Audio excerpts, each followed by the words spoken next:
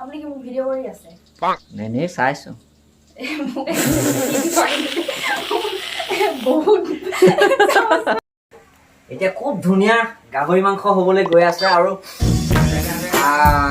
খুব ধুনীয়া গুনাইছে একদম জিভা পানী ওলাই গৈছে কেনেকৈ গাহৰি মাংস আচলতে বনায় বহুতে নাজানে সকলোৱে জানি লওক শিকি লওক বুজি লওক আপোনালোকেও বনাই খাব এনেকৈ হাই ফ্ৰেণ্ডছ বহুতে মানে মোক মেছেজ কৰি বা ফোন কৰি সুধি থাকে যে টেবলেট দা আপুনি যে ইউটিউবত কমেডি ভিডিঅ'বিলাক দিয়ে মাতটো খুব স্পষ্টকৈ আহে আপুনি কিবা এপছ ব্যৱহাৰ কৰে নেকি নে কিবা বুম ব্যৱহাৰ কৰে শ্বুটিঙৰ সময়ত আচলতে মই কোনো ধৰণৰ এপছ বা বুম ব্যৱহাৰ নকৰোঁ এডিটিং শেষ হোৱাৰ পাছতে মই ষ্টুডিঅ'ত ভইচ ডাব দিওঁ আজি আপোনালোকক দেখুৱাই দিম মই কেনেকৈ ভইচ ডাবিং কৰোঁ তাৰ লগতে এটা খুব সুন্দৰ কম খৰচত এটা ৰেচিপি বনাই আপোনালোকক দেখুৱাম গতিকে চাই থাকক এই ভিডিঅ'টো সম্পূৰ্ণকৈ এতিয়া ব'লক ষ্টুডিঅ'লৈ ষ্টুডিঅ' বুলি ক'লে মানুহে যিটো ভাবে সেইটো আজি হোৱা নাই ইয়াত হৈ আছে খানাৰ আয়োজন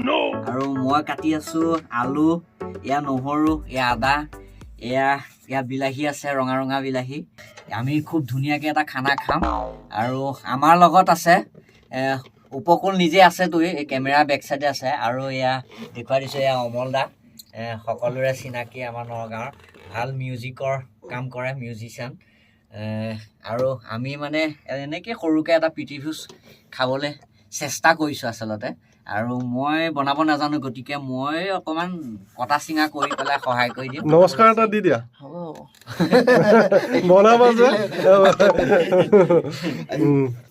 গোটেইকেইটা মনে মিলা মানুহ লগ খাইছোঁ গতিকে বোলো অকণমান গাহৰিকে হওক সেৱা সৎকাৰ কৰি পেলাই গাহৰিকণ বনোৱা হ'ব তাৰ মাজে মাজে মিউজিকৰ কামো চলি থাকে বাকীখিনি দেখুৱাই আছোঁ কেনেকৈ কি বনাইছোঁ কেনেকৈ কি তৰিকাত হ'ব খানাটো সকলো আপোনাক দেখুৱাই আছোঁ চাই থাকক মোৰ ভিডিঅ'টো টেবলেট এয়া আলু গুটি পিঁয়াজ এয়া কাটি লোৱা হ'ল আৰু খুব টেষ্টিকৈ আজি খানাটো হ'ব আৰু এয়া চিজা ঘৰত মিক্সি নাই তেওঁলোকে এইটো বুদ্ধিত খুন্দিব পাৰে এনেকৈ এটা ষ্টীলৰ গিলাচত আপুনি আদা নহৰুখিনি ভৰাই লৈ পেলাই কটাৰীখন ঘূৰাই লৈ নালটো দি এনেকৈ থপিয়াই দিলেই গুড়া হৈ যায় এয়া তেলত প্ৰথমতে পিঁয়াজ দিয়া হ'ল ইয়াত কি দিয়া হৈছে এয়া পিঁয়াজ বিলাহী আৰু তাৰপিছত জলকীয়া দিয়া নাই এতিয়ালৈকে জলকীয়াটো এনেই বজাৰ পানী ধুই দিব লাগেনে দিম নেকি ন টেষ্টিটো বেছি হয় মানে তেতিয়া জ্বলাটো বেছি হয় অলপ গোন্ধটো আহিছে খুব ধুনীয়া এটা গোন্ধ আহিছে এয়া গাহৰিখিনি ইয়াত দি দিয়া হ'ল এইটো কি দিব এইটো মিট মছলা গোটেইটো দিবনে নালাগে ন অঁ এইটো মাংসৰ পৰিমাণৰ ওপৰত ডিপেণ্ড কৰে মিট মছলাটো এয়া হ'ল উপকূল মেধি নমস্কাৰ এই উপকূল মেধিয়ে এইটো ষ্টুডিঅ' ইভান আৰু ষ্টুডিঅ' ইভান আছে নগাঁৱৰ খুটিকটীয়া কি আছে কৈ দিয়াচোন তুমি তেতিয়া ভিডিঅ'গ্ৰাফী আছে ফটোগ্ৰাফী আছে দুইটা কামেই আছে কাৰোবাৰ যদি ৱেডিঙৰ কাম থাকে বা ফিল্মৰ কাম থাকে তাৰপিছত চিৰিয়েলৰ কাম থাকে ইয়াত সকলোখিনি ব্যৱস্থাই আছে ডাবিঙৰ পৰা আদি কৰি ফিল্ম এডিটিং গোটেইখিনিয়ে কাম কৰিব পাৰে আকৌ শেহতীয়াকৈ মিউজিকৰ কামো কৰিব পাৰিব আমাৰ মিউজিকৰ কাম অমলে দি আছে আৰু অমল দাই খুব ধুনীয়া ৰান্ধেও আপোনালোকে দুইটা সুবিধা পাব আচলতে এইটো নগাঁৱৰ মাজমজিয়াত থকা এটা ষ্টুডিঅ' যিটো ষ্টুডিঅ'ত আপোনালোকে কাম কৰাৰ লগতে একেবাৰে ষ্টুডিঅ' কাষতে কিটচেনটোও ৰাখিছে বজাৰটো কৰি আনিলে এনেকৈ খোৱাৰ সুবিধা আছে গতিকে এইটো সকলো ষ্টুডিঅ'তে নাথাকে বন্ধুসকল এটা ভিডিঅ' ডাবিং কৰাৰ আগত বহুখিনি কাম থাকে প্ৰথমতে এটা কাহিনী লৈ স্ক্ৰিপ্ট এটা লিখিবলগীয়া হয় আৰু তাৰ পাছতে কাষ্টিং কৰিবলগীয়া হয় মানে কোনে ভিডিঅ'টো কৰিব কাষ্টিং কৰি উলিওৱা হয় আৰু তাৰ পাছতে লোকেশ্যন বিচাৰিবলগীয়া হয় মানে কাহিনীটো অনুযায়ী ক'ত কৰিলে ভিডিঅ'টো ভাল হ'ব সেই লোকেশ্যনটো বিচাৰি উলিওৱা হয় আৰু তাৰ পাছতে এটা নিৰ্দিষ্ট দিনজোৰা কাৰ্যসূচীৰে শ্বুটিং কৰিবলগীয়া হয় আৰু যদি ভিডিঅ'টো দীঘলীয়া হয় তেতিয়াহ'লে 2-3 দিন শ্বুটিং কৰিবলগীয়া হয় আৰু তাৰ পাছতেই এডিটিঙৰ কাম কৰিবলগীয়া হয় আৰু এডিটিং কমপ্লিট হোৱাৰ পাছতহে ডাবিং কৰিবলগীয়া হয় বন্ধুসকলে চাগে ভাবিছে কি এই ডাবিং আচলতে বহুতে জানেই ডাবিং কি, তথাপিও কৈ দিছোঁ ডাবিং মানে হৈছে শ্বুটিঙত কোৱা ডাইলগখিনিকে পুনৰ ষ্টুডিঅ'ত একেই মডুলেশ্যন দি পেলাই ক'ব লগা হয়। ইয়াৰ কাৰণটো হৈছে শ্বুটিঙৰ সময়ত গাড়ী মটৰৰ মাত, চৰাই চিৰিকটি চিৰিচিৰণি মাত বা এই বতাহৰ হুৰহুৰণি মাতবিলাক যিবোৰ আমি কাণেৰে শুনা নাপাওঁ সেইবিলাক আকৌ কেমেৰাই কেপচাৰ কৰি লয়, যাৰ ফলত ভিডিঅ'টো হুলস্থুল বেছি হয় আৰু ডাইলগবিলাক শুনিবলৈ পোৱা নাযায়।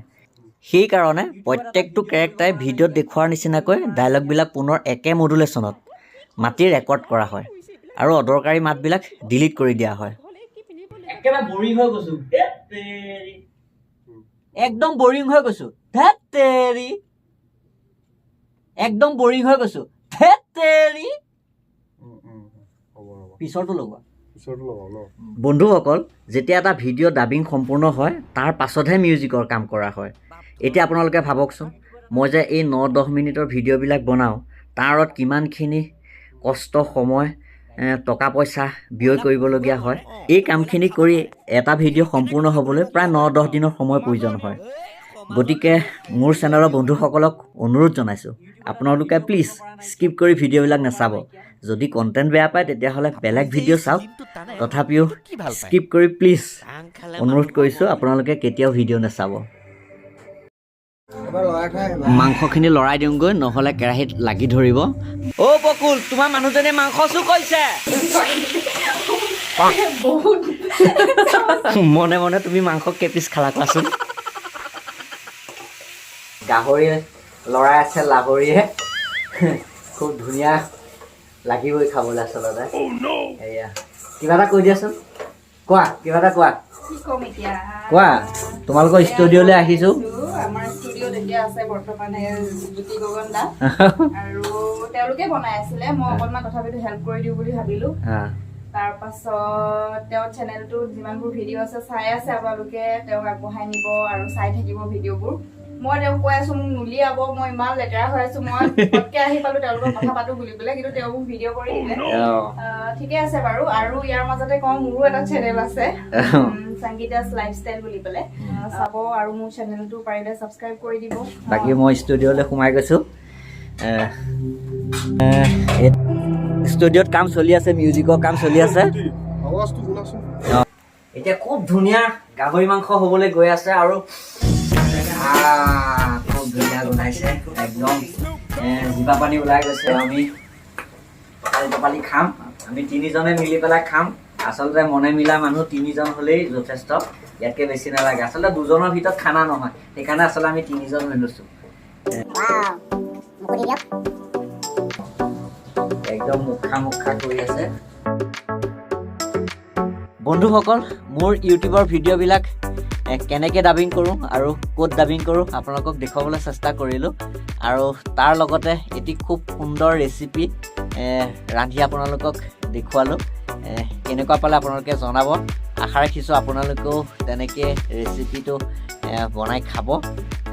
আহি আছোঁ আন এটা নতুন ভিডিঅ'লৈ, গতিকে চাই থাকিব মোৰ ইউটিউব চেনেল মিষ্টাৰ টেবলেট।